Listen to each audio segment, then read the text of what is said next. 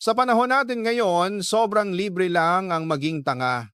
Kaya nga maraming hindi pumipili sa utaka dahil boring. Walang challenge kapag parating mong pinipili ang tama. Hindi naging exciting ang buhay kapag hindi mo nagawang magpakatanga lalo na kapag nagmahal ka. Tulad ko, tulad nila, tulad naming mga marurupuok sa pag-ibig.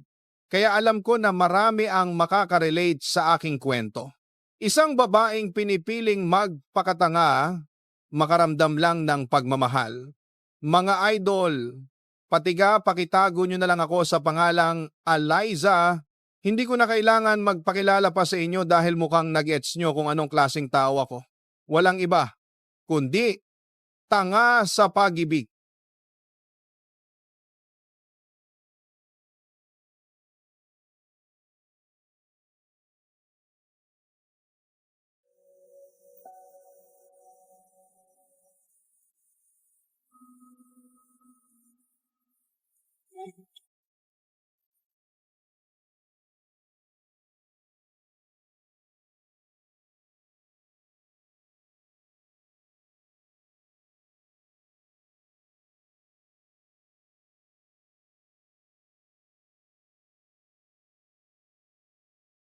Sis, aalis ka ba mamaya?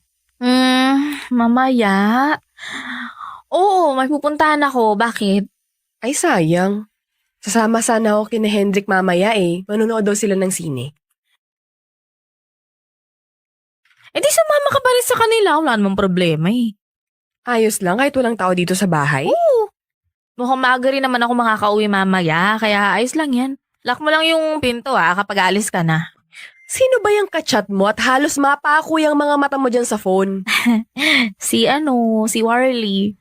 Warley? Yung nakilala mo dun sa party ng katrabaho mo? Oo. Bigla niya kasi akong inad sa Facebook eh. Tapos inaccept ko naman. Eh di ayun, magka-chat na kami. Patingin nga. Patingin ng profile pic. Teka, wait lang. Ayan, ito. Gwapo niya, no? Gwapo nga. Pero, delikado yung pagiging gwapo. Bakit? Ramdam kong babaero Hoy, grabe naman siya. Ang judger mo sa part na yan. Seryoso. Nakakatakot yung kagwapuhan niya. Sigurado ka ba na walang girlfriend o asawa yan? Baka naman panay ang kilig mo dyan tapos malaman-laman mo sa huli, meron pala. Eh, sabi niya wala daw. Sabi niya. At naniwala ka naman. Ay, nako. Ewan ko sa'yo, tumigil ka na lang dyan. Kung gusto mong makagala mamaya, ha? Ito naman.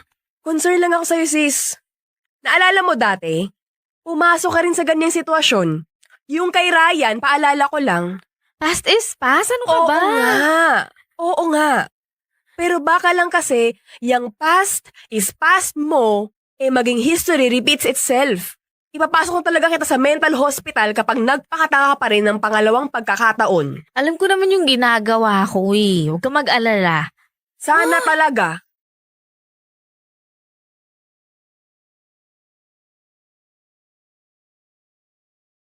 First love, first katangahan sa pag-ibig. Ganyan ang experience ko sa naging relasyon namin ay Raya noon.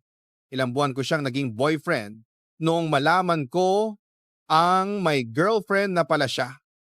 Pero alam nyo ang ginawa ko? Siyempre, tinuloy ko. Tanga ko ay. Kahit alam ko may girlfriend na siyang iba, mas nauna sa aking binaliwala ko. Kaya ang ending, ayaw na. Naranasan ko maging number 2. Kaya naiintindihan ko ang kapatid kong si Alexa kung bakit nagdadalawang isip siya kay Warley. Bakit naman kasi ma-history repeat itself ako? Sa pangalawang pagkakataon, hinayaan kong magpasako pa ako sa pag-ibigit. Kahit ilang buwan pa kaming magkakilala noon ni Warley, sinagot ko na din siya. Bakit ko pa papahirapan ng sarili ko kung mahal ko na yung tao, di ba?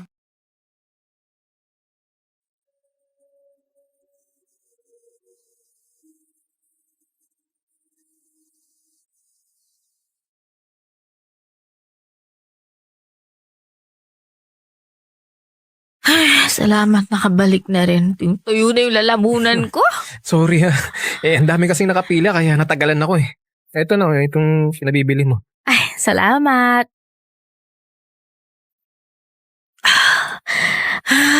Grabe, nakainom din.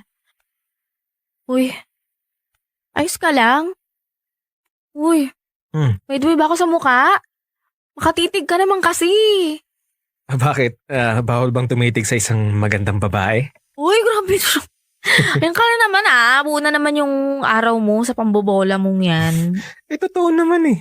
Saka hindi ako nang bobola. Hindi pang bobola yun.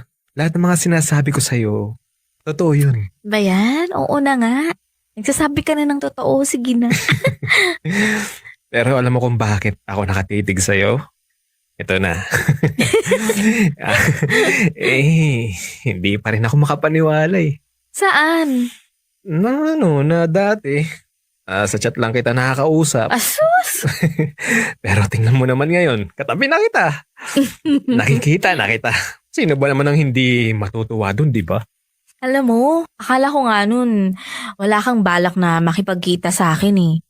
Akala ko kontento ka na sa mga video chat natin. Akala ko kasi talaga, wala ka ng balak eh, kaya hinihintay ko na lang na magsawa ka makipag-usap sa akin. Pwede ba naman yun? Siyempre hindi. Halos araw-araw nga akong nakatutok sa phone ko eh. Kada tunog, di nga ako magkanta o gagay. Kukunin ko agad. Talaga? Dahil sa gusto kitang palaging kausap, gumagawa ako ng paraan. Bakit parang ikaw naman ang natahimik ngayon? Naisip ko lang yung asawa mo. Napapansin ba niya na parati kang may kausap? Hindi. Kasi kapag tinatawagan naman kita, bago ako umuwi ng bahay, o di kaya kapag nasa labas ako, o di kaya palagi kong sinasabi na katrabaho ko o kaya kaibigan. Hindi ba niya tinitingnan yung phone mo? Hindi naman. Hindi naman katulad yun ng ibang asawa na masyadong pakialamera. Saka palagi nakalagay sa bulsa ko to kaya ayun, hindi niya pinapansin. Okay. Huwag ka nang malungkot. Di ba sabi ko naman sa'yo, hindi ko na siya mahal. Di ba? Hindi na namin mahal ang isa't isa. Nagsasama na lang kami para sa mga anak namin. Naniniwala ka naman sa akin, di ba? Oo naman. Kasi kung nagsisinungaling ka sa akin, dapat sa una pa lang. Hindi mo na binanggit na may asawa at anak ka na pala. Di ba? Ibig sabihin kasi nun, may bala ka talagang lokohin ako. Pero ang ginawa mo, nagsabi ka ng totoo. Kasi gusto kong maramdaman mo na kahit ganito ang sitwasyon ko, gusto pa rin kita makasama. Gusto kong magtiwala ka sa akin dahil nung nakilala kita, ngayon lang ako naging totoo sa sarili ko. Talaga? Oo. Pinipilit ko ang sarili ko na mahal ko pa ang asawa ko na siya pa rin ang gusto kong makita araw-araw. Pero ilang taon na ako nagkukunwari. Mismong sarili ko na nga lang lulukohin ko pa, di ba? Alam kong mahirap pero gusto kong pagkatiwalaan mo ako. Kasi kung niloloko lang kita, kung hindi ako seryoso ngayon, hindi na sana ako makikipagkita sa'yo. Sa bagay. Kaya patutunayan ko sa'yo na itong pagmamahal ko sa'yo, ito ang pinakatotoo sa buhay ko.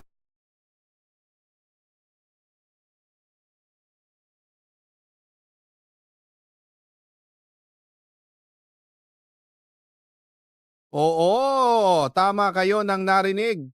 May asawa na si Warly at yon ang unang confession niya sa aking. At sa pangalawang pagkakataon, pumayag ako maging number 2, alang-alang sa pag-ibig. Alam ko marami na ngayon ang nagagalit sa aking pero wala marupok ang puso ko pagdating kay Warly. Kaya't alam ko na malabong maging aking siya ng buong-buong. Gabi-gabi pa rin ako nagdadasile na sa dulo ng lahat ng ito ay kami pa rin ang magkakatuluyana.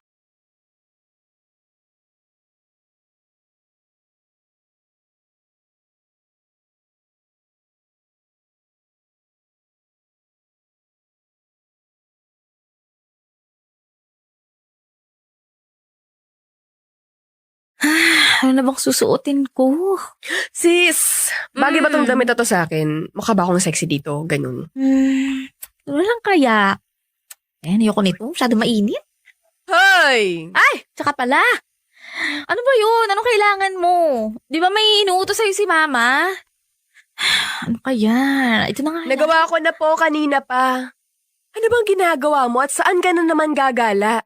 May date kami ni Warly ngayon eh. Ano? Sabi ko magkikita kami ni Warly.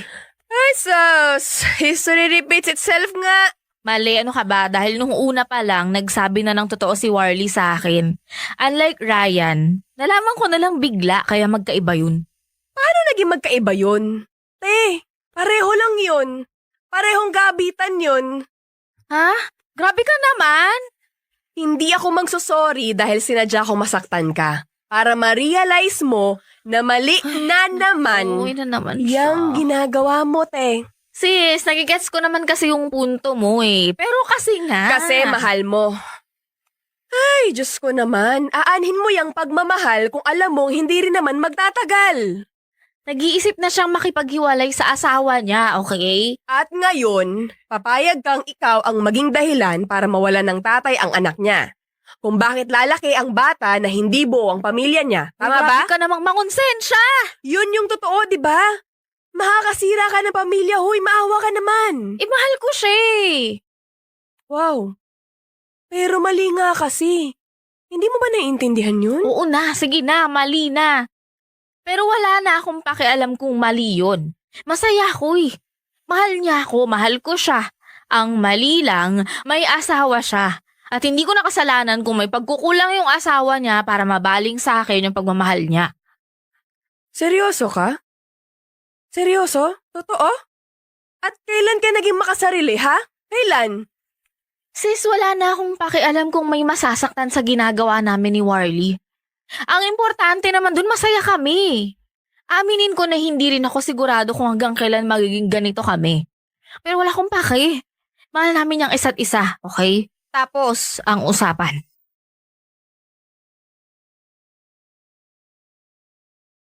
Kapag nga nagmahal ka, nagiging makasarili ka, nagiging bulag dahil wala kang ibang nakikita kundi kayong dalawa lang, nagiging bingi ka dahil ang tanging naririnig mo lang ay ang sinasabi ng puso mo. At syempre, nagiging tanga ka dahil hindi mo kayang pakinggan ang utak mo na sinasabi ng mali ang lahat ng iyon. Sabi nga nila, masarap gawin ang mali, lalong-lalo na pagdating sa pag-ibig. Mga idol, na natili ang relasyon namin dalawa ni Warly, kahit parating patago ang pagkikita namin, ayos lang, challenging pangay. Parang nagkaroon ng thrill ang buhay ko. Dahil doon, mas lalo ko siyang minahal. Mas lalo ang minahal. Dahil pakiramdam ko, pilit siyang tumatawid sa nakakatakot at mahabang tulay. Makasama lamang ako pagdating sa dulo.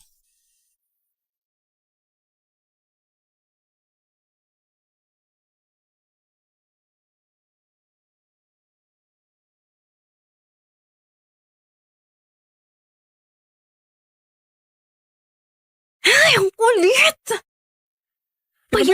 Sino may chat ng chat sa'yo? Na pa yan ah. Wala. Anong wala? Kita mo nga oh. Sino ba talaga yan ha? Umamin ka nga, sino yan? Si Liam. Ano? Sinong Liam? Yung kaibigan ni Alexa, pinakilala niya sa akin. Kung kanino ka na pala nakikipagkilala ngayon. Hindi, ano ka ba? Wala lang talaga yon, promise. Ito kasing si Alexa eh. Ang kulit. Saka alam nung Liam na may boyfriend na ako. Alam naman pala eh. Bakit panay pa rin ang chat sa'yo? Ewan ko nga eh. Hindi ko na nga sinasagot eh. Matagal ko na tong sinabihan na tigilan na ako. Ayaw namang tumigil. Akin na yung cellphone mo. At ako magsasabi sa kanya. Akin na. Wag na. At bakit huwag na? Kasi ayaw mo.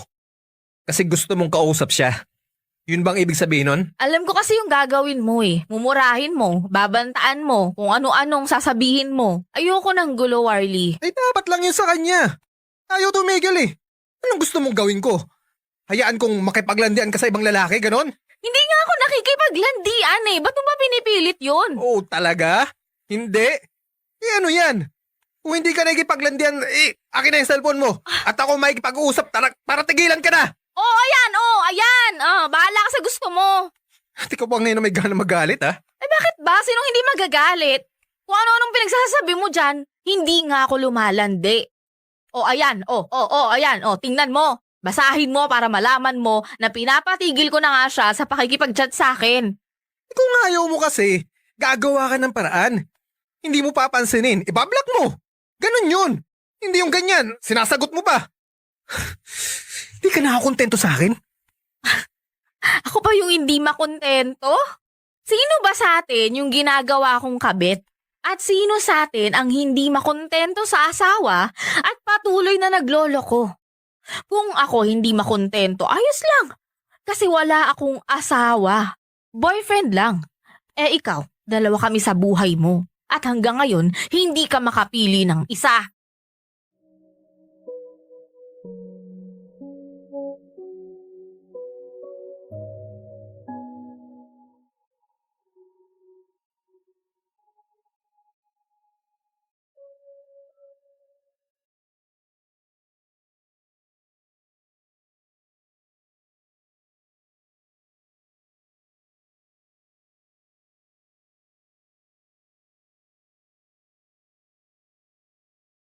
Warly, ano ginagawa mo dito?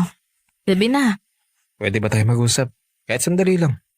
Okay, Salamat. huwag na lang tayong maingay dahil tulog na yung mga tao dito. Hindi naman kita pinuntahan para makipag-away.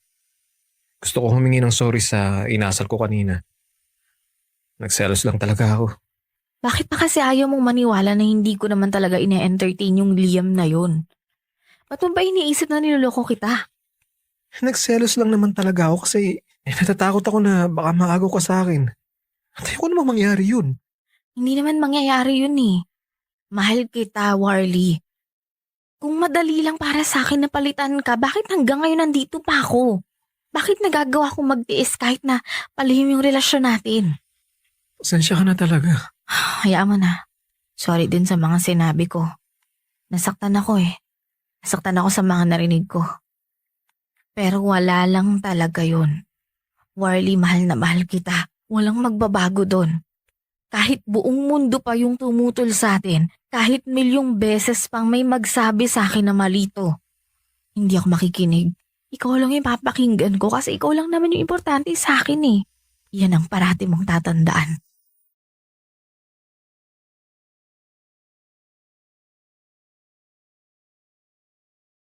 Si marupokong marupok, di ba?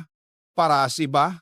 Yun asa ng daan para makawala ako sa mundo na kasama si Warly. Pero pinili ko pa rin manatili doon kasama siya.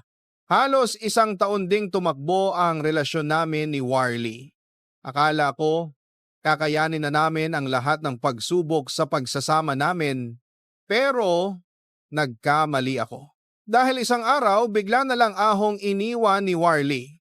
Sinabi niyang mas pinipili daw niya ang pamilya niya kesa sa akin.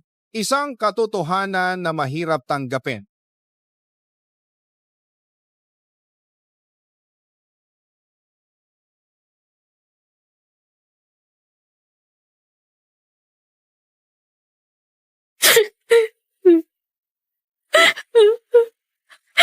Hay, sabi ko na nga ba, iba ang hapunan mo eh.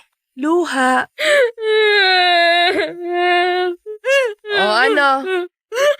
Buong linggo ka na lang bang magmumukmuk dyan at iiyak ng iiyak?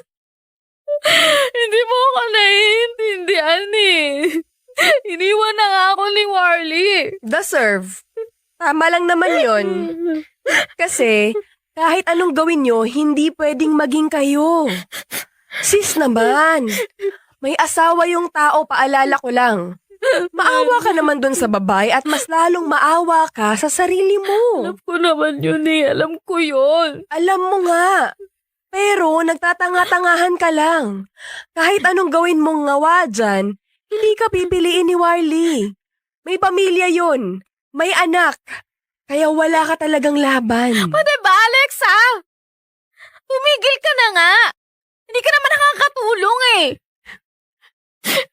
Alam mo nang mamatay-matay na ako dito, ganyan pa yung pinagsasabi mo? Yun naman talaga ang tama eh. Ang babaeng katulad mo, kailangan inuuntog ang ulo sa pader para matauhan. Alam mo kung bakit? Kasi sinanay mo ang sarili mong maging kabit. Mahal ko si Warlie. Tinanggap ko kahit pangalawa lang ako. Tiniis ko yung kakaunting panahon na binibigay niya sa akin. Alam kong kahit sobrang mahal namin yung isa't isa, malaki yung tsansa na hindi ako yung piliin niya. Alex, sa lahat naman yung ginawa ko para sa kanya eh. Pero bakit iniwan niya pa rin ako? Ay, kasi nga, bawal. Mali. Hindi pwede. Imposible. Very wrong. Ano pa bang gusto mong sabihin ko para matauhan ka? Hintayin ko siya. Alam ko babalikan niya ako. Ah, my God. Tanga. As in tanga. Wala na ako ibang masasabi sa'yo kundi ang tanga, tanga, tanga, tanga. Wala akong pakialam sa maririnig ko sa'yo Basta hihintayin ko siya kahit anong mangyari. Kasi babalikan niya ako, sigurado ako doon. Babalikan niya ako.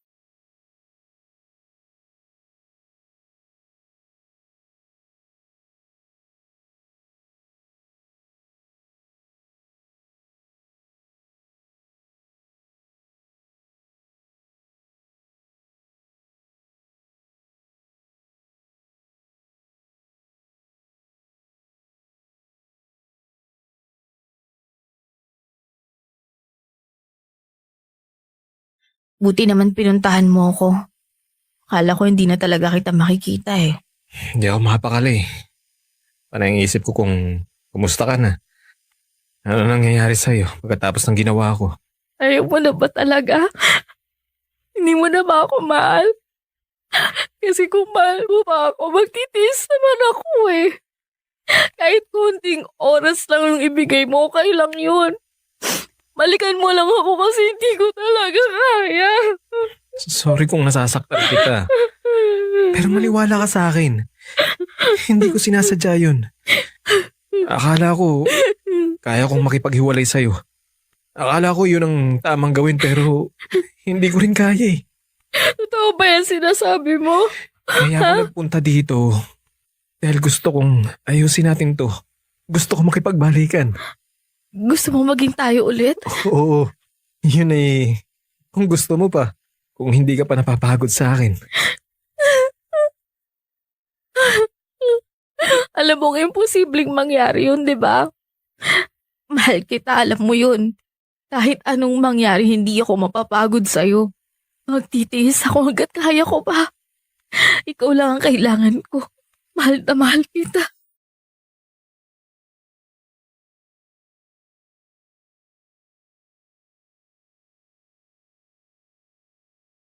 Pwede ko bang sabihin, lava conquers all? Kasi pakiramdam ko, iyon ang love story namin Warlie. Kami yung dalawang nagtagpo sa maling pagkakataon. Pero kahit ganoon, umaasa ko na magiging success ang love story namin na pagkatapos ng lahat, kami pa rin ang nakatadhana sa isa-isa.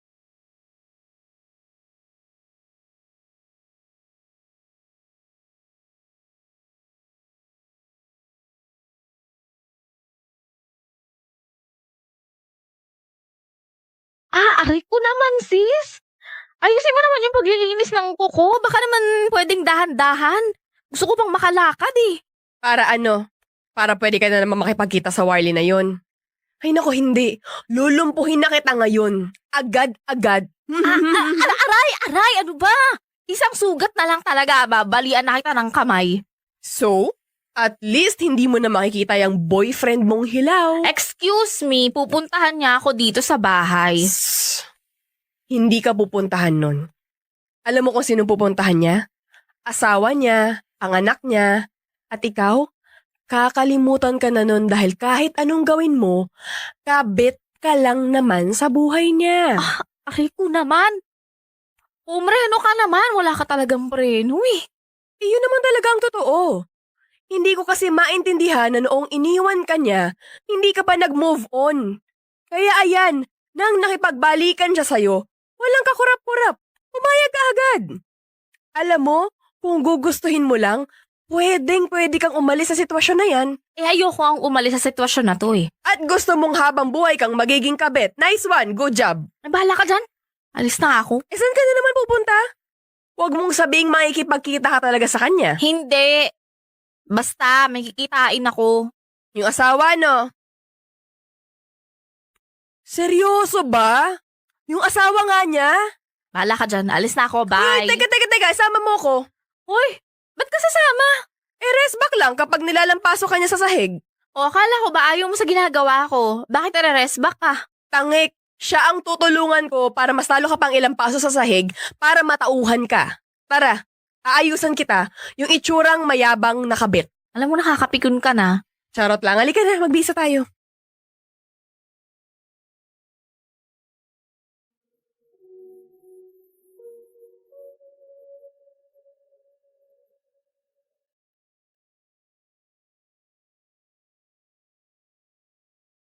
Kilala mo ba yung mukha niya?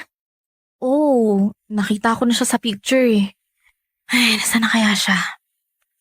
Ayun. Ako po sa loob.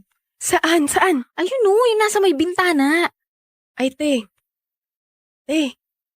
Oh. Maganda yung misis. Oh, grabe ko. Talo ka na. Huwag ka nang lumabanti, tara na. Halika Ewan na. ko sa'yo.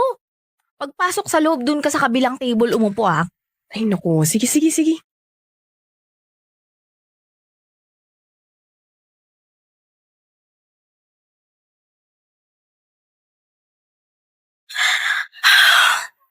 Ellen?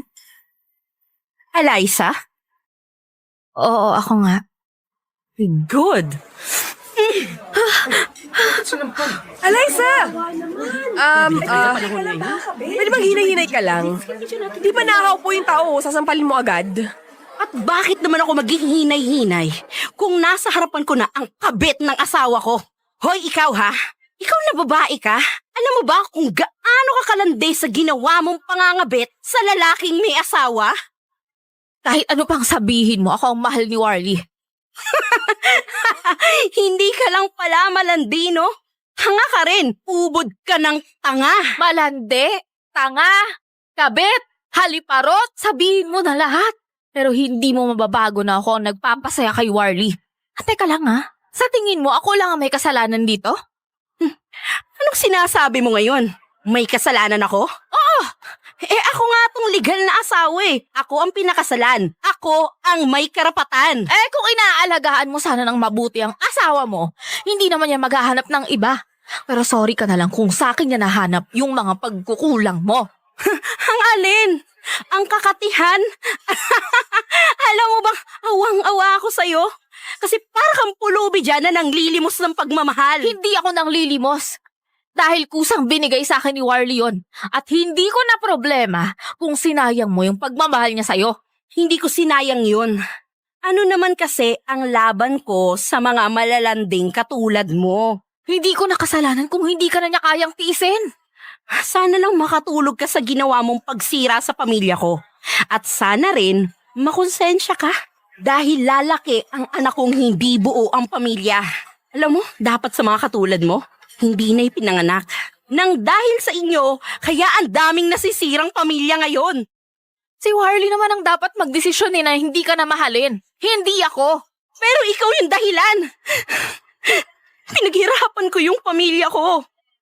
Ako lang yung dapat na mahal niya. Pero dumating yung isang salot na katulad mo sa buhay namin. Nang agaw ng hindi naman sa'yo. Daig mo pa yung magnanakaw sa ginawa mo. Magnanakaw!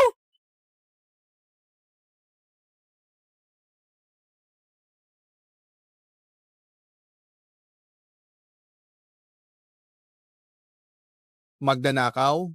Para akong binhusan ng malamig na tubig sa narinig ko, oong apala. Hindi kong apala pagmamay-ari si Warlie. Hindi pala siya sa akayon. Kaya tama nga si Ellen. Isa akong magdanakaw. Nakakatawa lang dahil yung mismo asawa na ang nakapagparealize sa akin na sobrang mali ng ginawa ko. Na masyado na akong nabubulag sa pagmamahal ko kay Warlie. At sinaginagawa ko yon, unti-unti ko nang sinisira ang pagkatao at dignidad ko bilang babae. Pero dahil sa sobrang pagmamahal ko kay Warlie, Hindi ko alam kung paano ko itatama ang lahat, paano ko siya iiwasan, paano ko sasabihin na tama na, paano ko siya kakalimutan.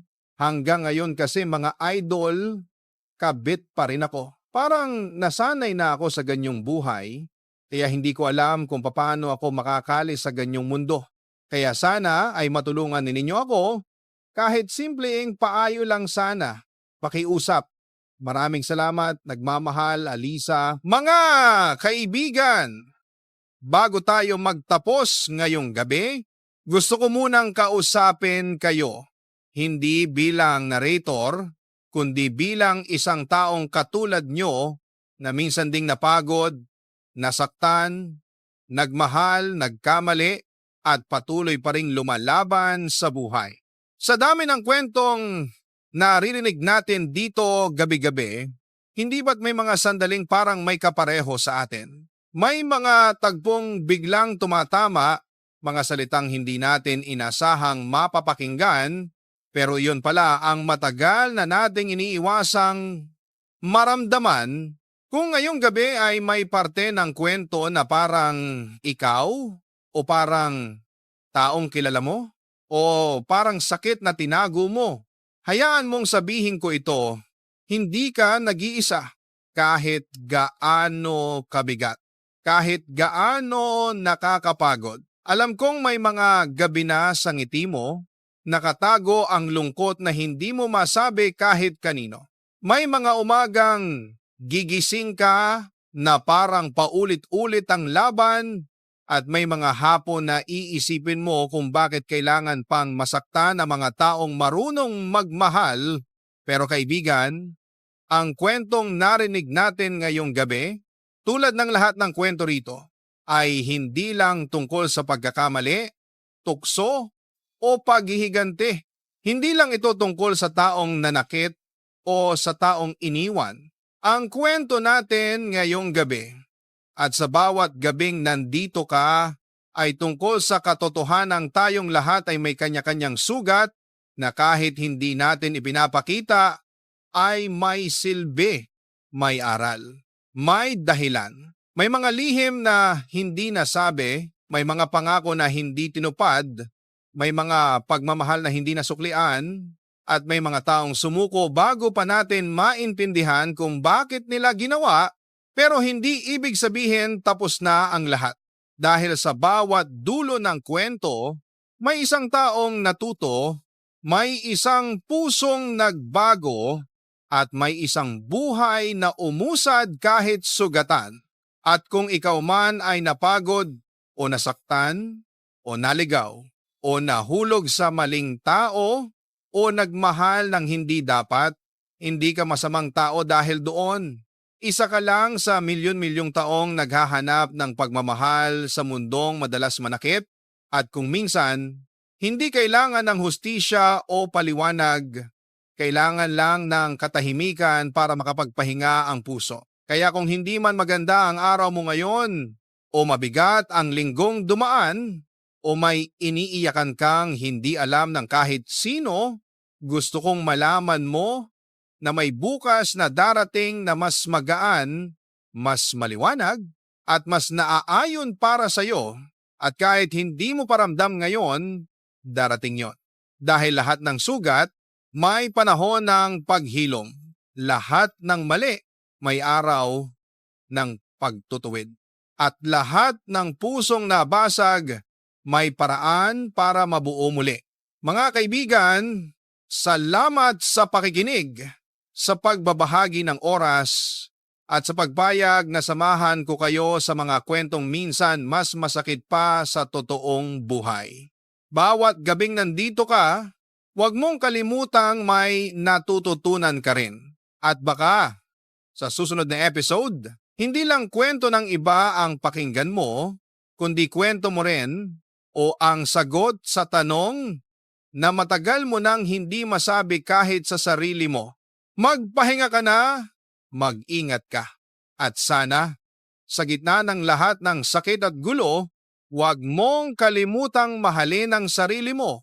Hanggang sa susunod na gabi, dito lang tayo muli magkikita sa mga kwento ng pag-ibig, pag-asa, at ng tunay na buhay. Una sa lahat, isa muna magandang hapon sa inyo mga idol. Itago nyo na lang ako sa pangalang Rose Marie. Isa akong silent listener ng inyong programa.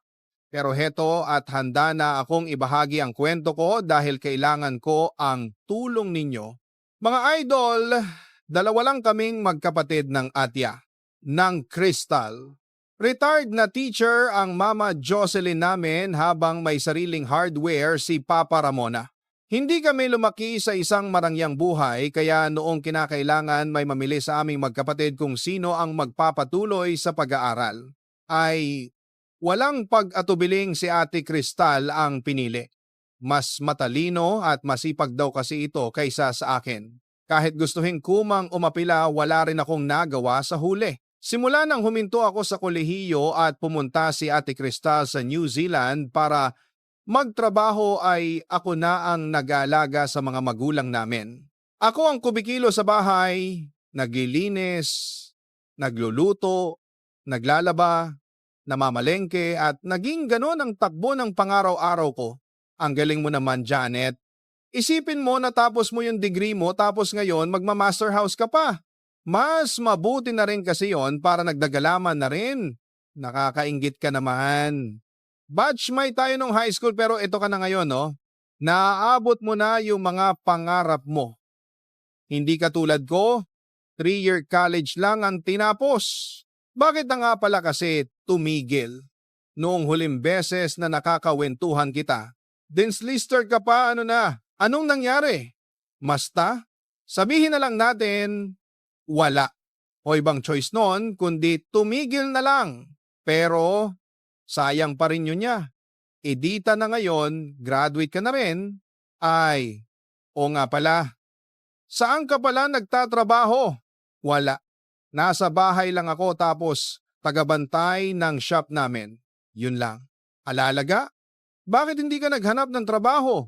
Mas kailangan kasi ako ng pamilya. Si ate naman yung bahala pagdating sa mga pinansyal namin, pangangailangan, tapos ako yung nag-asikasukin na mama at papa. Pwede mo namang gawin yon habang nagkatrabaho ka. Paano naman yung magiging kinabukasan mo?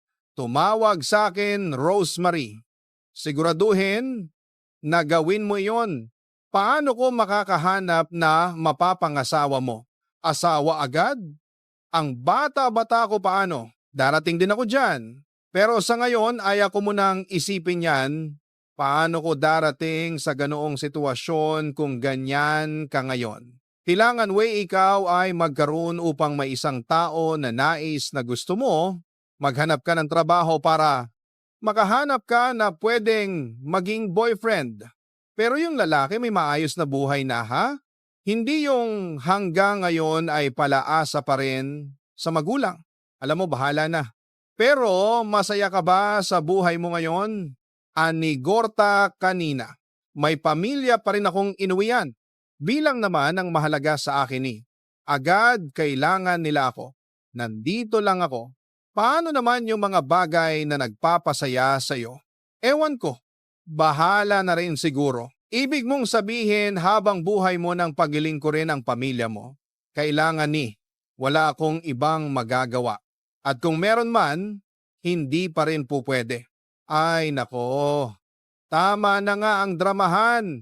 Kuntuhan mo na lang ako na mga nangyayari pa sa buhay mo. Pareho pa tayong matutuwa. Rosemary, kumain naman siya ang tungputing blouse ko. Pag-agawa ang bupabato ng paraan, gusto ko yung magmuhang bago pa rin ha. Yung mong walang bakas ng mansya. Kumain ka. Ako na bahala dyan. Ibababad ko lang yan sa Pride detergent, puting dila, acid na balat. Siguraduhin mo paborito ko pa naman to. Oo ate. Aya, lalabhan ko kagad mamaya. Ate Cristel, maganda pa sa New Zealand? Oo, maganda. Bakit may bala ka rin bang pumunta doon? Maraming. Paso, alam mo naman yung sitwasyon ko rito, di ba? Hindi ko pwede yung iwan sina mama at papa.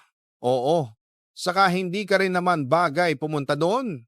Ang mga tinatanggap lang doon ay yung may mga mayutak, wala ka naman ganan, di ba? Kaya nga hindi ka nakapagtapos sa pag-aaral at katulong ka lang rito sa bahay kasi wala naman talagang trabaho ng tatanggap sa'yo, dito man o sa ibang bansa. Kaya wag ka nang umasa, saka hindi rin naman kita tutulungan, makalap ko sa'yo. Ay, wag mo kakalimutan yung photos ko sa'yo ha. Sige ate, noon pa lang ay hindi na talaga kami malapit. Sa isa-isa ni Ate Cristel, madalas niya kung tarayan at pagsalitaan ng mga kung anong masasakit. Hindi ako makapalag dahil kapag nag-away kaming dalawa, otomatikong sa kanya agad papanig si Papa. Alam ko at tanggap ko naman iyon. Pero syempre, minsan, hindi ko maiwasang masaktan at maghinanakit. Umawi si Ate Cristel sa Pilipinas kasama ang boyfriend niyang si Andres. Sa lahat ng naging boyfriend niya, ito ang pinakagusto ko. Marunong makisama at masayahin. At kahit hindi maganda ang relasyon naming magkapatid, ay hindi naging hadlang iyon para maging malapit kami ni Andres sa isa-isa.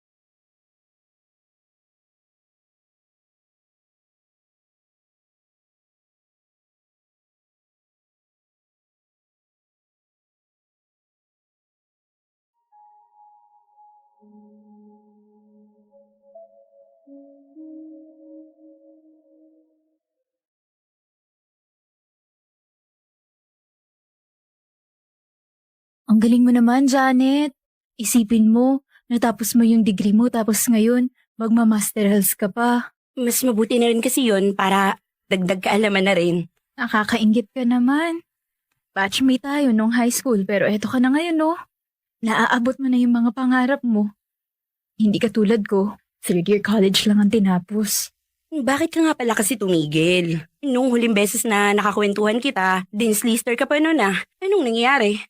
Basta, sabihin na lang natin na wala akong ibang choice nun kundi tumigil na lang. Pero sayang pa rin yun eh. Eh di sana ngayon, graduate ka na rin. Ay, oo nga pala, saan ka pala nagtatrabaho? Wala, nasa bahay lang ako tapos tagabantay ng shop namin. Yun lang. Talaga? Eh, bakit hindi ka naghanap ng trabaho? Mas kailangan kasi ako ng pamilya. Si ate naman yung bahala pagdating sa mga pinansyal naming pangangailangan. Tapos ako yung nag-aasikaso kina mama at papa. Pwede mo namang gawin yun habang nagtatrabaho ka. Paano naman yung magiging kinabukasan mo? Ay nako Rosemary, sa itsura mong yan, paano ka makakahanap ng mapapangasawa mo? Asawa agad? Ang bata-bata ko paano? Darating din ako dyan pero sa ngayon, ayoko munang isipin yan. Paano ka darating sa ganong sitwasyon kung ganyan ka na ngayon? Kailangan palagi ka maganda para may magkagusto naman sa'yo. Maghanap ka ng trabaho para makahanap ka ng pwede maging boyfriend. Pero yung lalaking may maayos na buhay na ha, hindi yung hanggang ngayon palaasa pa rin sa magulang. Alam mo, bahala na. Pero masaya ka ba sa buhay mo ngayon? Ang importante naman, may pamilya pa rin akong inuuwian. Yun lang naman ang mahalaga sa akin eh. Hanggat kailangan nila ako, palagi lang akong nandito. Paano naman yung mga bagay na nagpapasaya sa'yo? Ewan ko. Bahala na rin siguro. Ibig mong sabihin, habang buhay mong paglilingkuran ng pamilya mo. Kailangan eh. Wala akong ibang magagawa. At kung meron man, hindi pa rin pwede. Ay nako, tama na nga ang dramahan. Kwentuhan mo na lang ako ng mga nangyayari pa sa buhay mo. Pareho pa tayong matutuwa.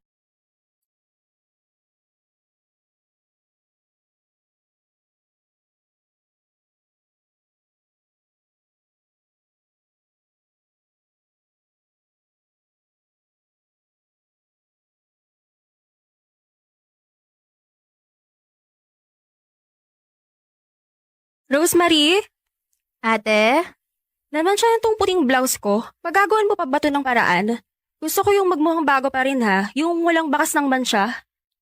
Oo ate. Ako na bahala dyan. Ibababad ko lang yan sa Pride detergent. Di lang puti, isla puti. Siguraduhin mo ha, paborito ko pa naman to. Oo ate. Ilagay mo na lang dyan sa may silya. Lalabhan ko kagad mamaya. Ate Cristel, maganda ba sa New Zealand? Oo, maganda. Bakit? May bala ka rin bang pumunta doon? Sana. Kaso, alam mo naman yung sitwasyon ko rito, 'di ba? Hindi ko pwedeng iwan sina mama at papa. Oo nga. Tsaka hindi ka rin naman bagay pumunta doon eh. Ang mga tinatanggap lang doon ay yung may mga may utak. Wala ka namang ganun, 'di ba? Kaya nga hindi ka nakapagtapos sa pag-aaral at katulong ka lang rito sa bahay kasi wala naman talagang trabahong tatanggap sa'yo. Dito man o sa ibang bansa. Kaya huwag ka nang umasa. Tsaka hindi na naman kita tutulungan eh. Pakailan ko sa'yo. Ay, huwag mong kakalimutan yung utos ko sa'yo ha. Sige ate.